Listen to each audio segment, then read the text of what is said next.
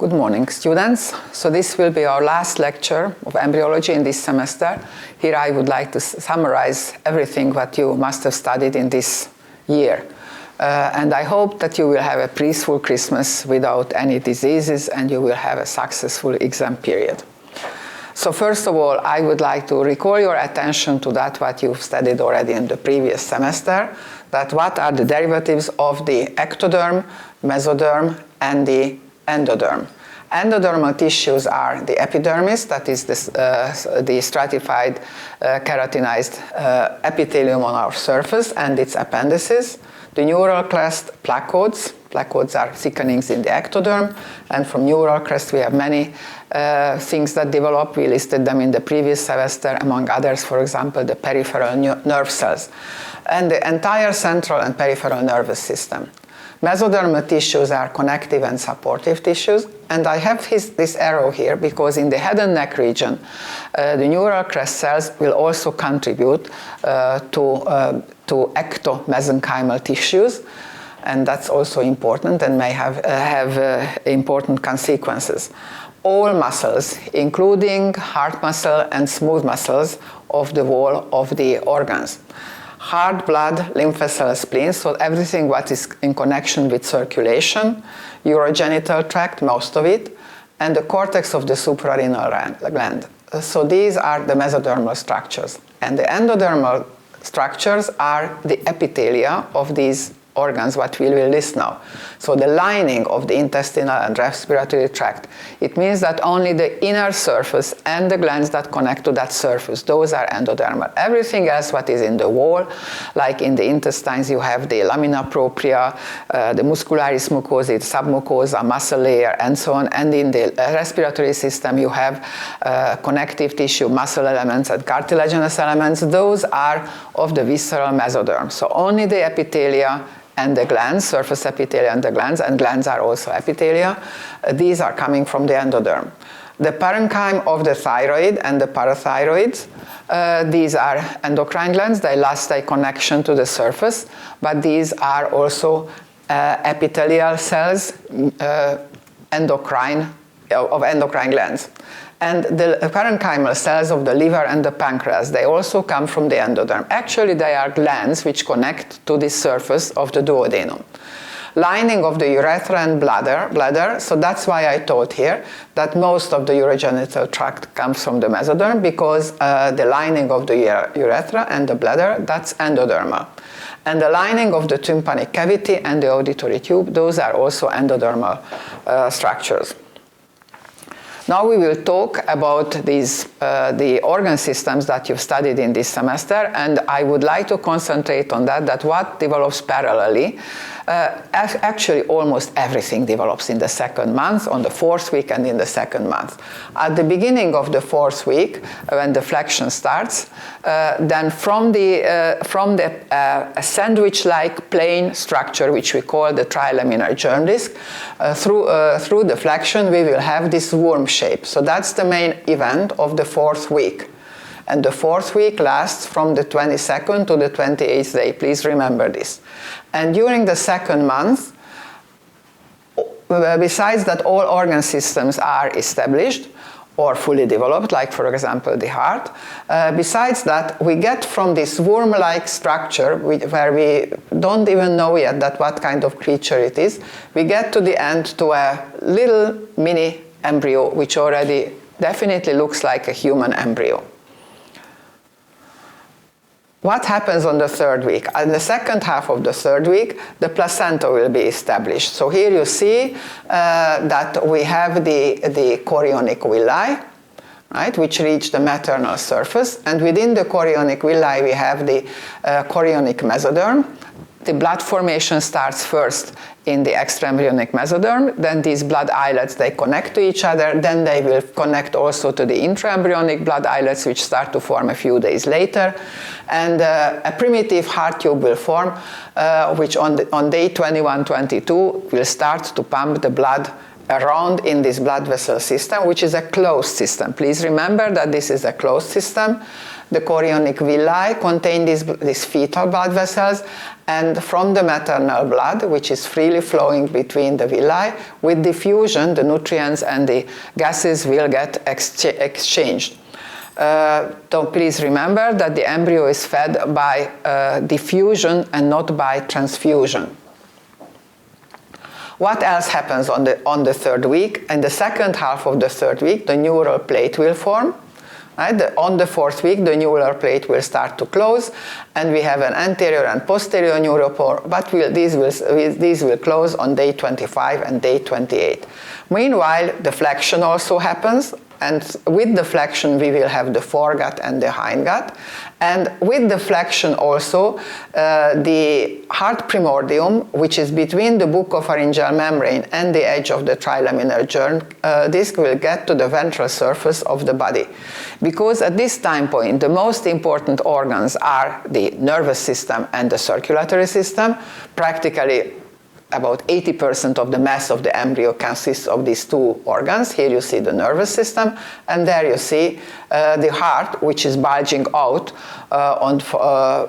from behind the neural tube if you look at that from the dorsal aspect. So the flexion starts here at the beginning of the fourth week, and we'll proceed, and we will have a deadened tube anteriorly, this is the foregut, a deadened tube posteriorly, this is the hindgut, and the middle is connected through to the yolk sac with the vital line duct. So this is here the vital line duct. There you have the buccopharyngeal membrane, and here you have the cloaca membrane in the back. The buccopharyngeal membrane, that will get ruptured on day 21. It's also called oropharyngeal plate, so you know we have for everything two names, except we are three or more. On the third week, what else do you see on this figure? What happens parallelly? The paraxial mesoderm forms, and from the paraxial mesoderm first we will have the somatomeres.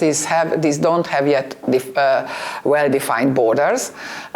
Just the transcription factors show that where are the borders between these segments. These will stay like this in the cranial region, so they will not get segmented, but distally, gradually, you will see these little cell balls forming, which we call then the somites. So these are the somites. From day 20, every day 3 new somites will be formed. You see that here we have already more somites on day 22. That's the series of a longitudinal cut of the flexion, where you see the trilaminar germ disc. This is the buccopharyngeal membrane, edge of the trilaminar germ disc. This little white ring here symbolizes the heart primordium. And the heart will bend to the ventral surface, and it will get into to its final position between the future umbilicus and the oropharyngeal membrane, which will show the position of the mouth later. And we are on the fourth week. Now, what happens to this heart tube? I told already briefly about this in the previous lecture. So we have the heart tube as it bends under the heart tube, which is first a U-shaped territory. As it bends under, the two territories will get united, and this will form the heart tube. We have pericardium first, the common atrium and the sinus venosus is not yet included, but within a few days the heart tube will grow, and the venous end will bend up behind the arterious end, and also the pericardium will include the common atrium and then also the sinus venosus. On this picture you see the most proximal part of the foregut. Right? So please don't forget that the foregut begins at the oropharyngeal membrane and it ends at the middle third of the duodenum, where you have the liver bud protruding and also the pancreatic bud. So you have the Vater papilla duodenum major. That's the end point of the foregut. A part of the foregut is under the diaphragm. This part of the foregut, which is under the diaphragm, is supplied by the celiac trunk.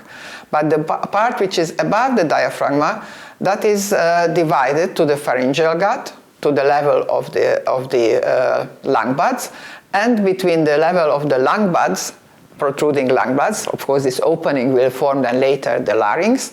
Between the larynx and the future stomach, you will have the esophagus. Most of the esophagus is above the diaphragm, together with the heart. So all organs which are above the diaphragm, those started their development above CE4, and as they increase in size, they will push down the diaphragm, and they themselves will grow to their final shape. So what about the heart? The heart has a primary heart field.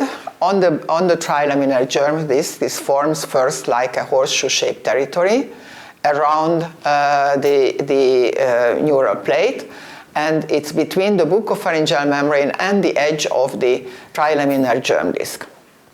If we would make a cross-section at this level, then we would see in the middle, we would see the notochord. That's a part of the mesoderm. Above it, you see the thickened ectoderm. This will be here the neural plate.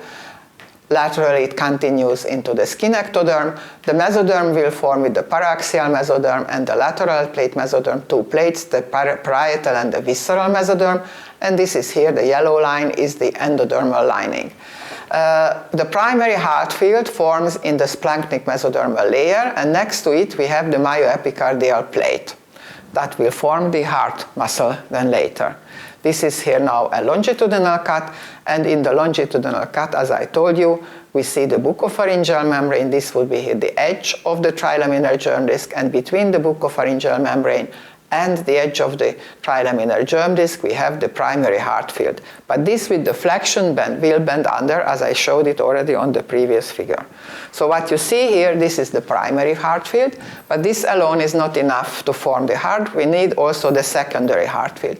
The secondary heart field will form anteriorly to the pharyngeal territory, and here the cells, which contain also neural crest cells, will migrate through the pharyngeal arches and will contribute to the primary heart field, and will give tissue for the outflow tract. If this migration is not enough, it's disturbed, so you don't get enough ectomesenchymal cells from here, from this territory, then the outflow tract of the heart will be shorter and malformations will happen.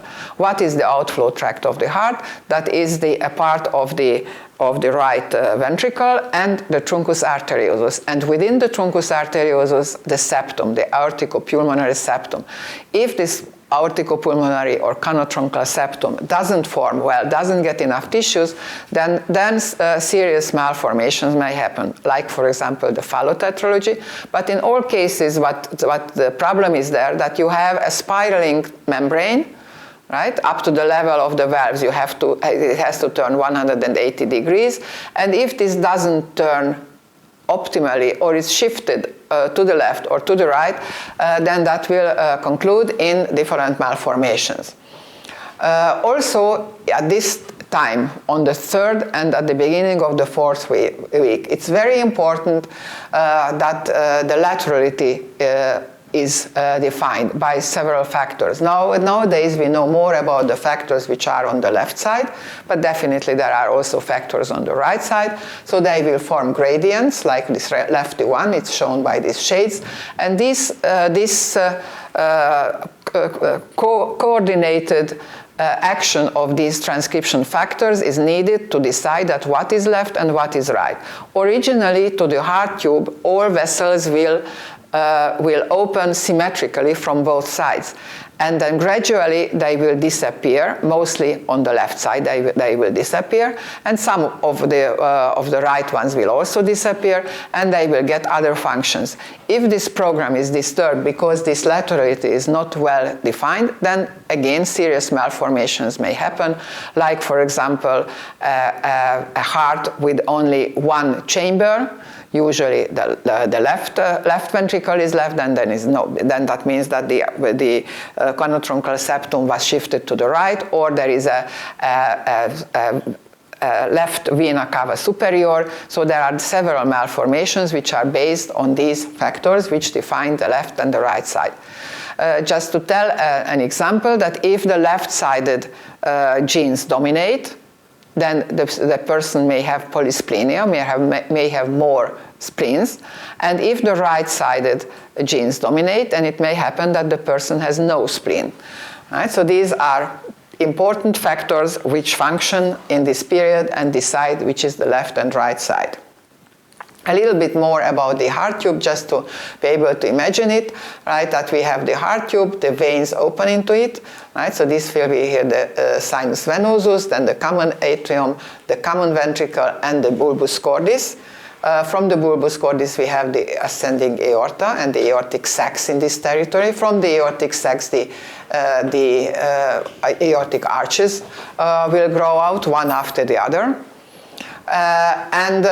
As this tube bends, then the venous end will get behind the arterious end, and even in the final heart, actually the heart is like a tube, so all veins will flow in the back, right? Then the blood flows anteriorly and flows out on these anterior blood vessels.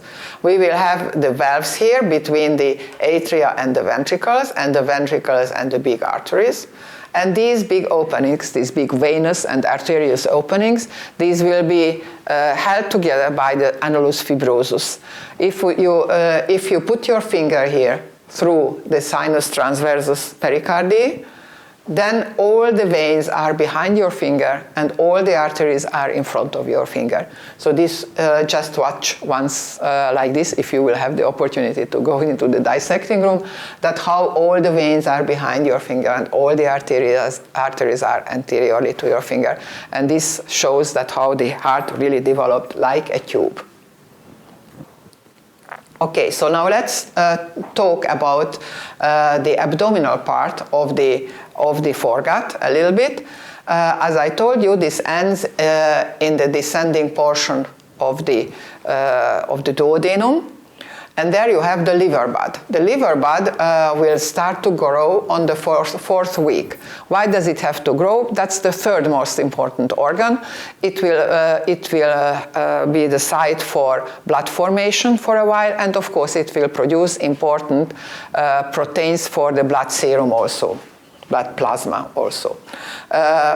It has an outgrowth that will be the gallbladder, plus we have other outgrowths. This will be here the pancreas. The liver grows really fast, so on the 10th week it gives 10% of the body weight. In your adult life it's not small either, but 10% of the body weight, that's a lot. The pancreas will start to grow on the 5th week. It will have an anterior and a posterior Anlage. The anterior will turn around the duodenum and unite with the posterior one. First the exocrine cells will form, and from the exocrine cells, under the influence of transcription factors like the NKX 2.2, the islets of Langerhans will form from the 3rd month on. From the 5th month on, they will produce enough insulin to help the mother. When does the mother need help? When she has diabetes. So a diabetic mother will need less insulin from the middle of the second trimester, because the fetus will help the mother with the insulin. What will be the result of this? That the insulin itself is a growth factor. We have insulin-like growth factors, but the insulin is also a growth factor. So the baby will grow pretty big.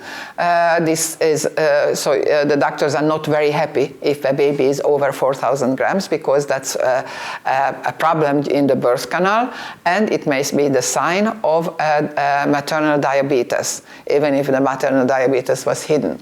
And since the baby has an overproduction of the insulin, the baby may have problems with the adaptation to extrauterine life, may get hypoglycemia. So this is an important thing to watch after the delivery. Then how does the liver grow? The liver, as I told you, it's an endodermal outgrowth from the distal end of the foregut, and we used to say that it grows into the ventral mesogastrium, but actually the ventral mesogastrium doesn't exist as long the liver doesn't start to grow. So we have the diaphragma, we have the endodermal tube, around it we have the future peritoneal lining, and we have a mesogastrium dorsale like here. Right? And as the liver grows out, it will pull down for itself this serous membrane from the diaphragm. With this, it really will have a peritoneal double plate here, which has a free lower edge. And this free lower edge, this will be the round ligament of the liver, and the lowest end, better to say with the rotation, it will be the right edge of the lesser omentum. So this is here the lesser omentum, and this would be here the hepatoduodenal ligament, and this is here the round ligament of the liver, which goes over then to the falciform ligament, and this is here the lesser omentum. So these are structures which form due to the growth of the liver. The midgut, and about this blood vessel, this I showed you already in a previous picture, that the most distal end of the foregut that's supplied by the celiac trunk. What's the last branch of the celiac trunk? Is the superior pancreaticoduodenal artery. This shows that what is the lowest end, what is supplied by this artery. And the first branch of the superior mesenteric artery, that will be the inferior pancreaticoduodenal artery. So this will be the first branch, and itself this superior mesenteric artery will supply the midgut with the jejunal artery, with the iliac arteries, and then you have the ileocholic artery, you have the right cholic artery, and you have the middle cholic artery. This point, where this main ray of this arterial system shows, and this you can observe very well also in the bodies, this main axis, this shows to a point which was originally the point from where the vitelline artery went to the vitelline sac, and also the vitelline duct connected to through the umbilicus to the vitelline sac. This vitelline duct may remain sometimes as a small pouch, and that's the Meckel diverticle. So you have to look for the Meckel diverticle at this point, not at the level of the cecum, which would be somewhere here. Okay, so then this loop, this develops first in the so-called physiological umbilical hernia. The body cavity is not yet big enough, so tissues will have to ventralize yet. They have to proliferate and get ventralized. And at the end of the second month, beginning of the third month, the belly is already big enough to accept this big loop, and then the anterior body wall may close.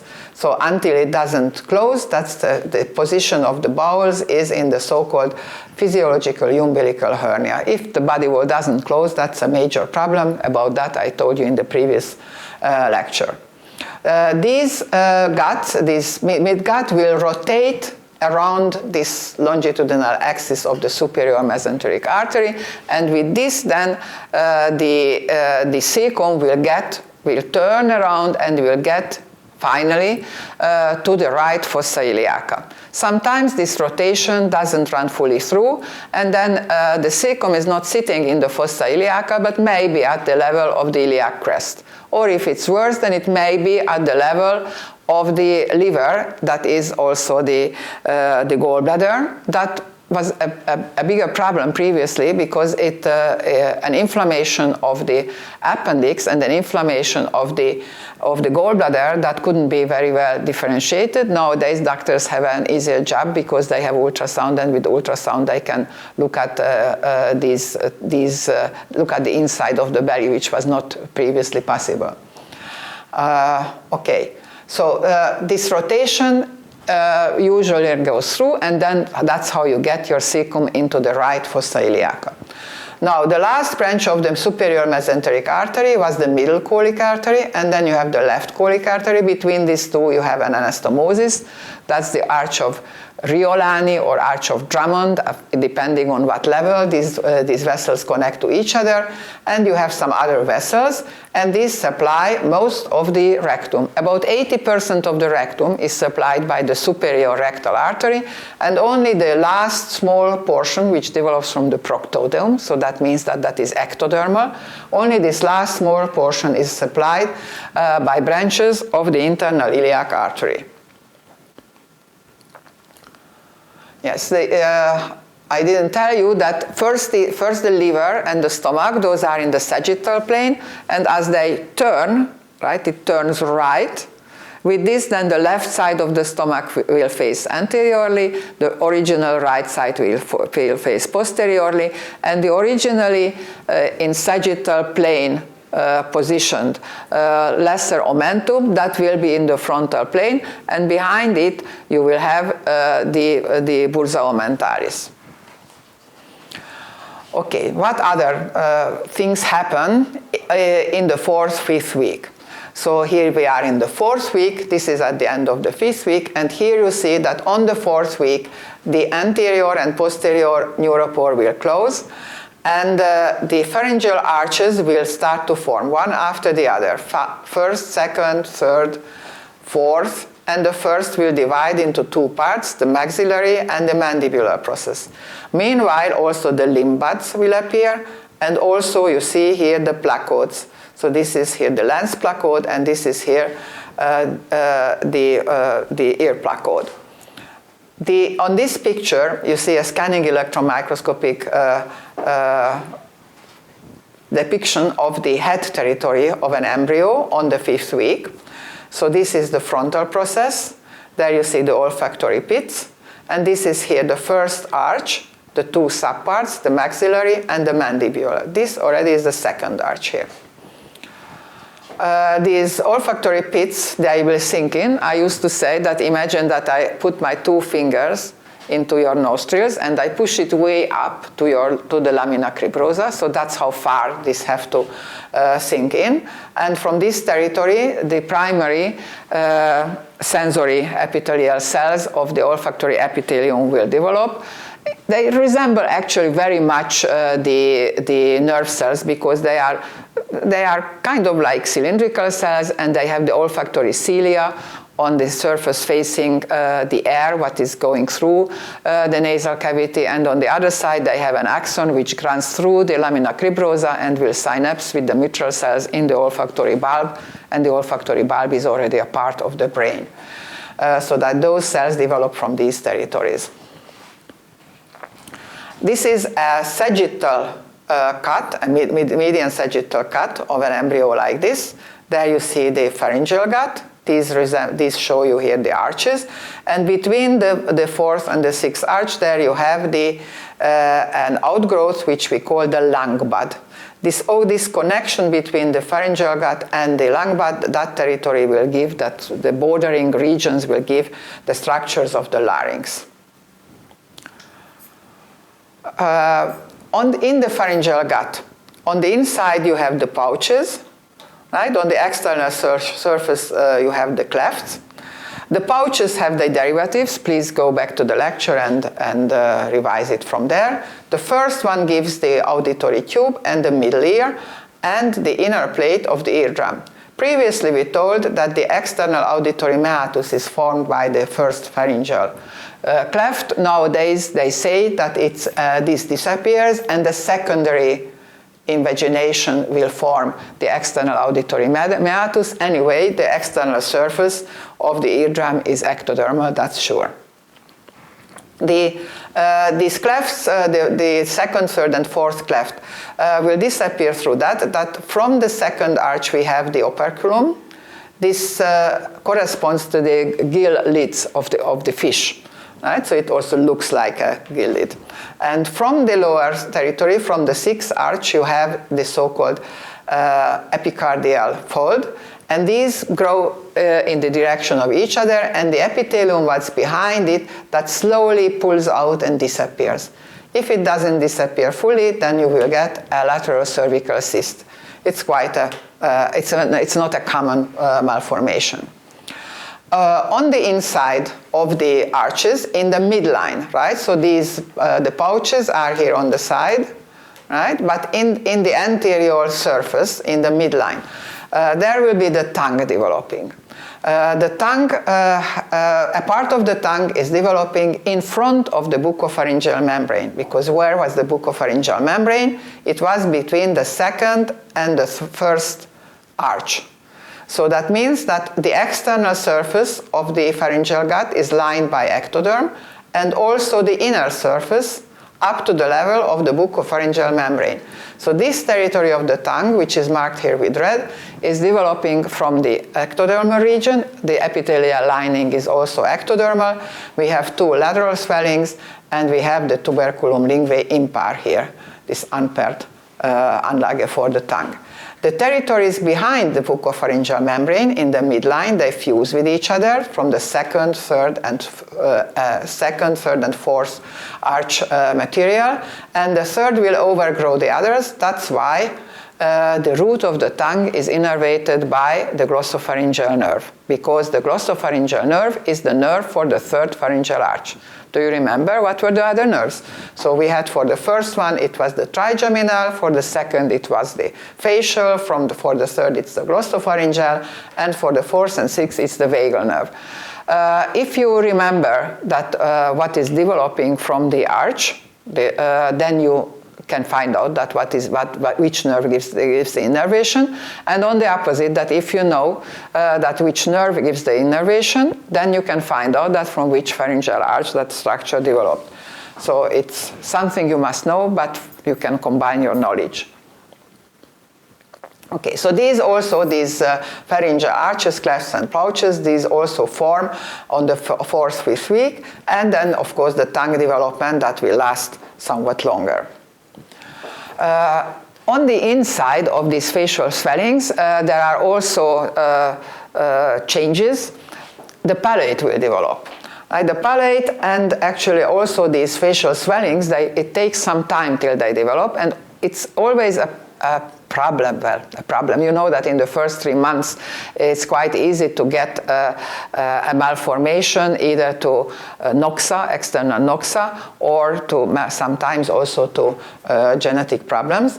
And if the development of something lasts longer, then there is a longer possibility to have a malformation with it. So it is also with these facial swellings, so those are relatively frequent malformations, because they start to develop on the 5th week, but they are fully finished around the 10th week. So it lasts about 4 or 5 weeks till they develop. It's one thing that on the surface we have these swellings and they will have to form the face. So on the 5th week we have the frontal swelling, the maxillary, and the mandibular subunit of the first pharyngeal arch. This frontal swelling will have a medial nasal swelling and a lateral nasal swelling, and these middle ones, they will unite and they will form the philtrum. And on the surface, the maxillary process, here the maxillary process, this united philtrum, and the other maxillary surface will give the upper lip. The lower lip is given by the mandibular process. The lateral nasal swelling, that will grow together also with the maxillary swelling, but along this line where I have this dotted marking, an epithelial growth will canalize them later and will give the nasolacrimal duct, which opens into the nasal cavity.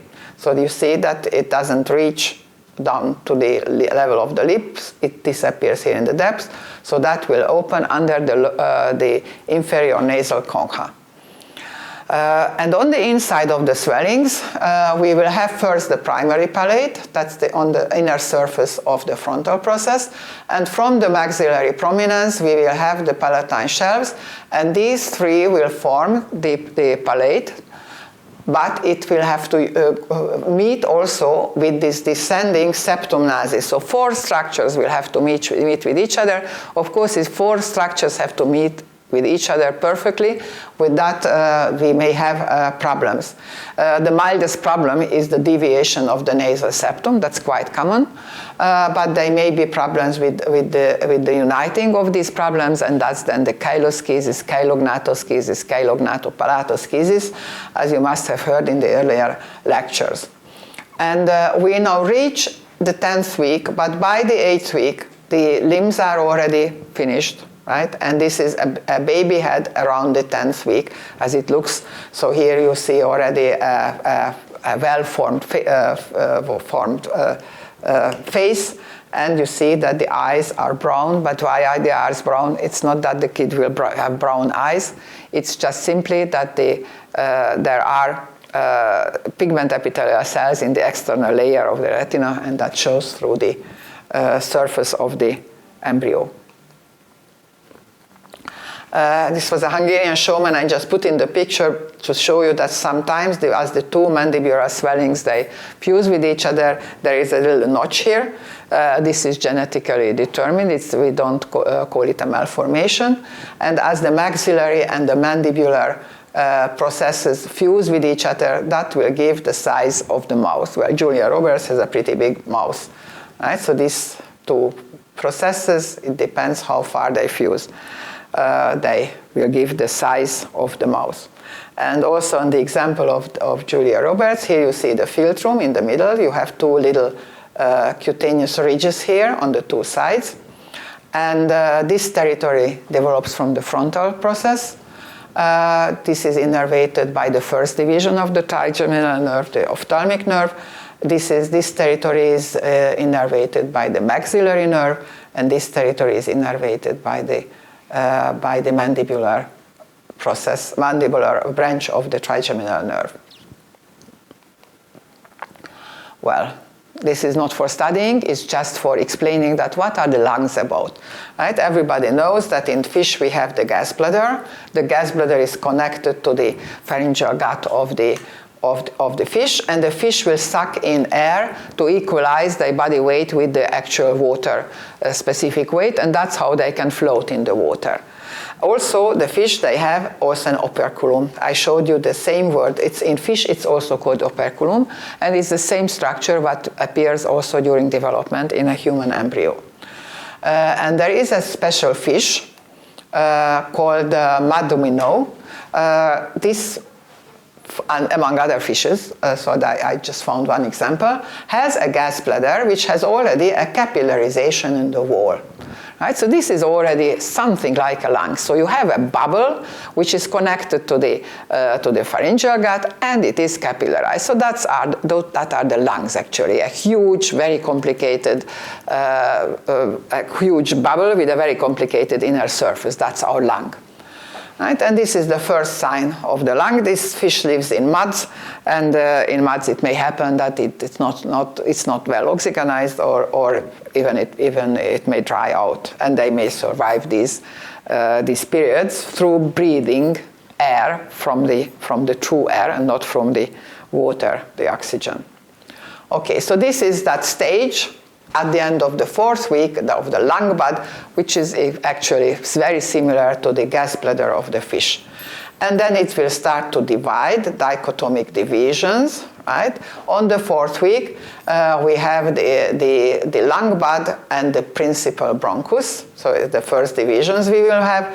On the 5th week, we will have the lobar bronchi. On the 6th week, we will have the segmental bronchi. And from here on, these dichotomic divisions will proceed.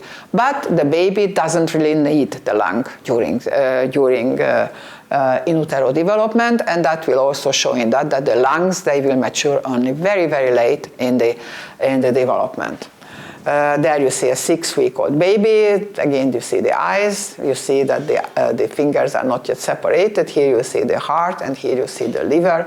And we know that it doesn't have yet a true lung. It has just about a lung like this with the segmental bronchi. The heart is close to about to finish. The heart development will finish at the end of the 7th week. The kidneys function on weeks 12 to 14 already. The function of the kidney will contribute to the amniotic fluid production. If a baby doesn't have a kidney, then the amniotic fluid will be less. And a fetus may survive in utero without a kidney because the placenta will dialyze the blood of the baby, but it will not survive, of course, after being born because the kidneys are immediately needed after birth.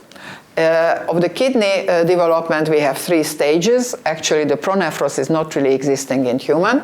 Then we have the mesonephros. That's with this lighter blue here. From the mesonephros, the mesonephric duct, the Wolffian duct will remain.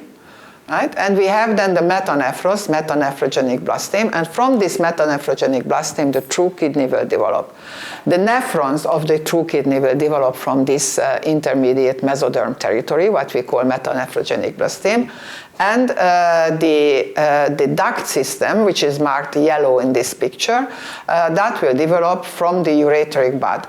And from this ureteric bud, that will grow upward into this metanephrogenic blasteme, so then the ureter, the pelvis of the kidney, the major calyces, the lesser calyces, the papillary ducts, the collecting ducts, and finally the arch collecting tubules will develop. So one develops from below, and the other develops from above, and the nephron and these arch collecting tubules each to one have to meet with each other.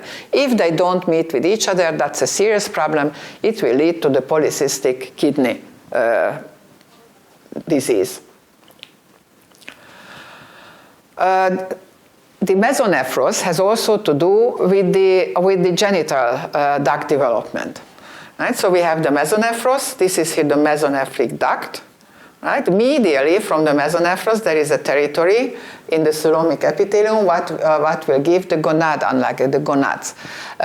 We learned in the first semester that the germ cells, they get separated through the gastrulation from the epiblast cells. They will hide in the wall of the yolk sac, and they will migrate back along the allantories through the dorsal mesentery to the gonadanlage. This is that here. Why did they have to go out? Because inside of the baby, this gonadanlage wasn't yet ready yet. Now that it is ready, around the 7th week, the germ cells may migrate back, and they may start their further development to make the gonads. Right? The male gonad, the testis, will keep the connection to this original mesonephric duct system. So these mesonephric tubules will connect to the mesonephric duct, and most of them remain here in the middle. The upper and the lower ones, they will disappear. These middle ones, they will remain, and they will drain the retrotestis territory, and the mesonephric duct will open into the anterior part of the cloaca, right laterally to the paramesonephric tubercle. What happens in the female? In the female, these first order cortical cords of the ovary will lose their connection to the mesonephric duct system. Then in the second run, new cords will appear, and another duct will form parallelly with the mesonephric duct. This we call then the paramesonephric duct or Mullerian duct.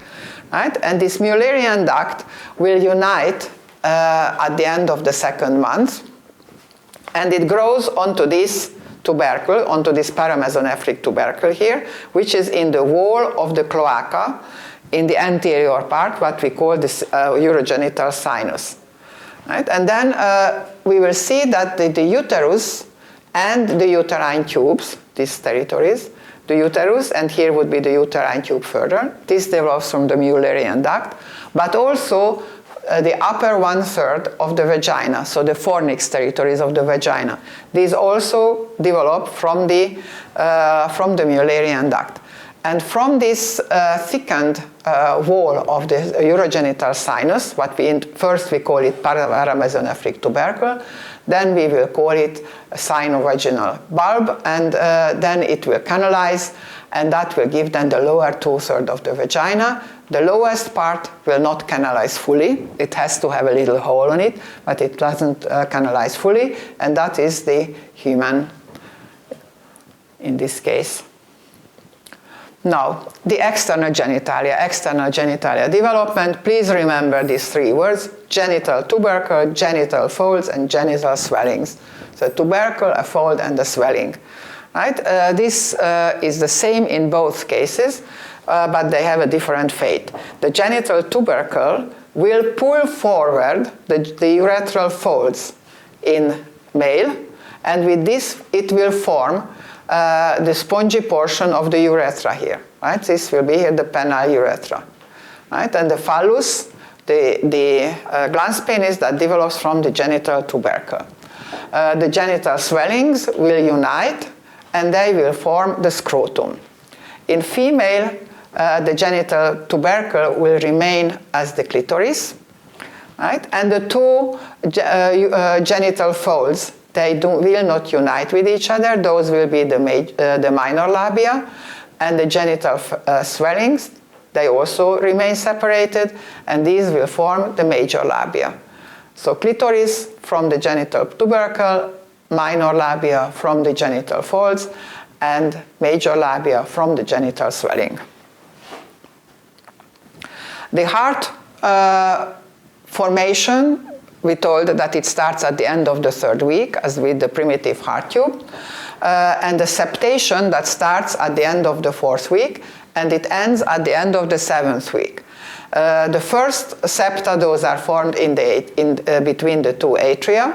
First the septum primum, that's the yellow one. It had here first a foramen primum. This is already the foramen secundum here. And on the right side of the septum primum, we have a muscular septum that we call the septum secundum. It develops on the 5th week, and it has the foramen ovale. These two septa next to each other function like a valve, and the greater pressure coming from the right side will allow the blood to flow from the right atrium to the left atrium, and then through the left atrioventricular opening to the left ventricle. The outflow tract will be divided on the 6th and 7th week. That's the conotruncal septum. Remember that it has to have a twist. It will have a turn, and 180-degree turn above the level of the future valves, and an additional 90-degree turn under it. This lowest part, to which also an outgrowth of the posterior endocardial cushion of the atrioventricular opening will contribute. This will form the membranous portion of the septum between the two atria. So it's a minor malformation if only this last 90-degree turn is not completed, but above the level of the valves, the septum formation is perfect. And please note that on the 6th week, the heart is almost already ready, but on the 6th week, yet the last somites are formed. So everything is running parallelly. And as I told you, on the 7th week, in a 20 millimeter long embryo, the heart is already ready. It has all its atria, ventricles, valves, and everything is functioning, just not exactly like in the adult life. Now, what about the teeth development? Development of the teeth. First, we have the dental lamina and the dental buds. Those will form already at the end of the 2nd month, beginning 3rd month. The adamantoblast, amyloblasts, or amyloblasts and the odontoblasts, they will form in the 3rd month, and itself the material of enamel and dentin that will get started to form from the 4th month on. The permanent teeth start to develop in the 3rd fetal month, right? But then we only have yet the dental buds. Right, so it will yet take time till also in these permanent teeth primordia we will have the amyloblasts and odontoblasts and itself enamel and dentin. I used to say that a 2-year-old child has but you should have exactly 20 teeth in the mouth. But in a 2-year-old child, in the maxilla and in the mandibula, there are also the permanent, the buds for the permanent teeth. So actually it has 52 teeth, a small child, and then with age 6, the deciduous teeth start to fall out, and the permanent teeth will grow out. They will grow their roots, and that's how they appear then in the mouth. And I already told you about the lung development on the 5th week, because it starts on the 5th week, but actually it's finished by the term of the pregnancy, which is the 40th week. In the first weeks, in the first half of the pregnancy, we call it the pseudoglandular phase. It's up to about to the 16th week. In this case, if you make a histological cut of these lungs, it looks like a gland. It's quite a firm tissue. And then comes the so-called canalicular phase, that is terminal bronchioli, they will have little tubelets reaching out, but the inner lining is yet cuboidal. Actually, later, these cuboidal cells, they will correspond to the type 2 pneumocytes, which will produce the surfactant. From these type 2 pneumocytes, the type 1 pneumocytes, the flattened cells will differentiate. The next phase is the succus terminalis phase.